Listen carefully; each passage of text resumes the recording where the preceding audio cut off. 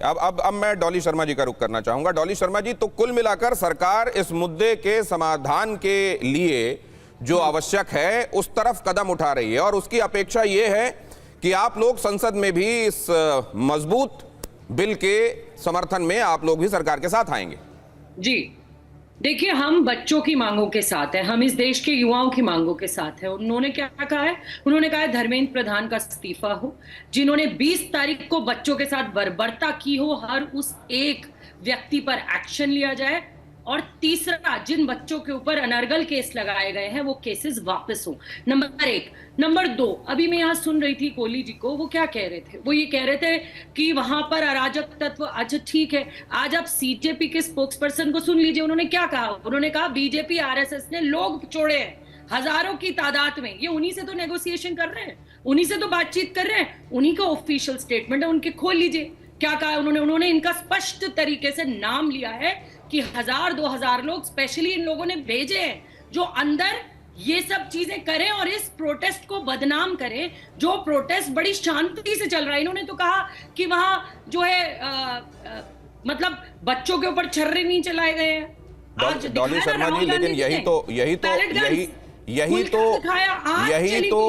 तो विवेक की बात है। डॉली शर्मा जी, आप अपनी बात पूरी कीजिएगा, लेकिन एक बात मैं पूछना चाहता हूं डॉली शर्मा जी, अगर इस बात के प्रमाण है तो सब प्रमाण ये बात कही जानी चाहिए कि ये भारतीय जनता पार्टी का आदमी है, ये देखिए इसके पास से ये देखिए मेंबरशिप कार्ड मिला, ये आरएसएस का आदमी है, ये प्रमाणिक रूप से आरएसएस पूरी दुनिया जानती है, आरएसएस का आदमी देखिए यहां पर मिला है। इस देश के युवाओं के साथ है। हमारे नेता यही कह रहे हैं कि बिना धर्मेंद्र प्रधान के इस्तीफे के कोई बात नहीं होगी। जो व्यक्ति लगातार, अरे सिस्टम बनाया किसने? ये सिस्टम की बात करते हैं, 1-2 अफसर का आप रेजिग्नेशन ले लीजिए, रेजिग्नेशन ना लेके तबादला कर दीजिए। सिस्टम संविधान ने बनाया। आप सोच रहे हैं कि सब चीजें ठीक हो जाएंगी? सिस्टम भी तो आप ही ने बनाया ना।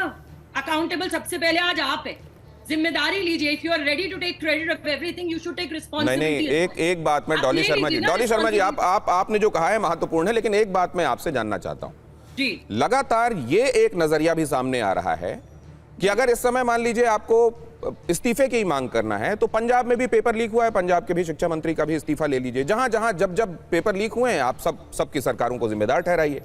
पेपर लीक अगर एक परवेसिव प्रॉब्लम रही है, हर जगह हर सरकार के समय अगर पेपर लीक देखने को मिला है और ये सबके समय आने वाली एक समस्या है, तो इसको लेकर साझा प्रयास होने चाहिए या वॉट अबाउटरी होनी चाहिए? राजस्थान में हुआ था कांग्रेस के समय। आप इसको वॉट अबाउटरी नहीं कह सकते।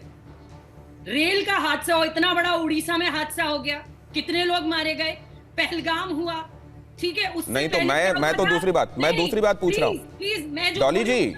नहीं, आप कहिएगा, आप अपनी बात कहिएगा, मैं तो सिर्फ ये कह रहा हूं मैम कि हमको फुल प्रूफ बनने वाला सिस्टम, उसकी तरफ दिशा में काम करना है, हमारा इस्तीफों से काम चल जाएगा। आप मेरी बात सुनिए, आप पहले मुझे बिना इंटरप्ट करे बोलने आप बोलिए, बिल्कुल इंटरप्शन नहीं। मैं जवाब दूंगी, आप ऐसे बार बार करेंगे तो मैं जवाब नहीं दूंगी। हाँ बोलिए ना मैम, बोलिए। अनइंटरप्टेड बोलने दीजिए।